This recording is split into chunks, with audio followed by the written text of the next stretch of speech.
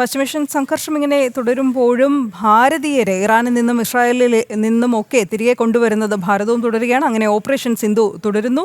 ഇസ്രായേലിൽ നിന്നുള്ള ഭാരതീയരുടെ ആദ്യ സംഘം ഇന്ന് രാത്രിയോടെ എത്തും. ഇന്ന് രാത്രി 11:30 പ്രത്യേക വിമാനത്തിൽ ആദ്യ സംഘം ഭാരതീയർ ഡൽഹിയിലെത്തും. 161 പേരാണ് ഈ വിമാനത്തിലുള്ളത്. ഇസ്രായേലിൽ നിന്ന് ഒഴിപ്പിച്ച് ജോർദാനിൽ എത്തിച്ച ശേഷമാണ് വ്യോമമാർഗം ഡൽഹിയിലേക്ക് ഇവരെ കൊണ്ടുവരുന്നത്. ശ്രീകാന്ത് ചേരുകയാണ് വീണ്ടും. ശ്രീകാന്ത്,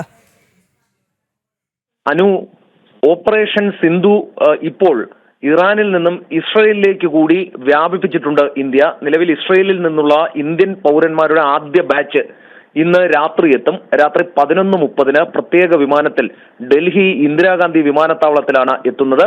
161 പേരുടെ സംഘമാണ് ഇന്ത്യയിലേക്ക് തിരികെ വരുന്നത്. ഇസ്രായേലിൽ നിന്നും ഇവരെ ഒഴിപ്പിച്ച് ജോർദാനിൽ എത്തിച്ച ശേഷം വ്യോമമാർഗം ഡൽഹിയിലേക്ക് കൊണ്ടുവരികയാണ് ഉണ്ടായത്. നമുക്കറിയാം, ഇറാനിൽ തുടർച്ചയായ ഇറാൻ ഇസ്രായേൽ സംഘർഷം ഇപ്പോൾ നടക്കുന്നുണ്ട്. അതിൽ അമേരിക്ക കൂടി പങ്കാളിയായതിന് പിന്നാലെ സംഘർഷം മൂർച്ഛിക്കുന്ന സാഹചര്യമാണുള്ളത്. തുടർന്നാണ് ഇസ്രായേലിലുള്ള ഇന്ത്യക്കാരോടുകൂടി എംബസിയിൽ പേരുവിവരങ്ങൾ രജിസ്റ്റർ ചെയ്യാൻ പറഞ്ഞത്. തിരിച്ചു മടങ്ങാൻ താല്പര്യമുള്ള മുഴുവൻ പേരെയും ഈ ഓപ്പറേഷൻ സിന്ധുവിന്റെ ഭാഗമായി ഡൽഹിയിൽ എത്തിക്കും. തുടർന്നായിരിക്കും അവരവരുടെ സംസ്ഥാനങ്ങളിലേക്ക് കൊണ്ടുപോവുക. ശരി.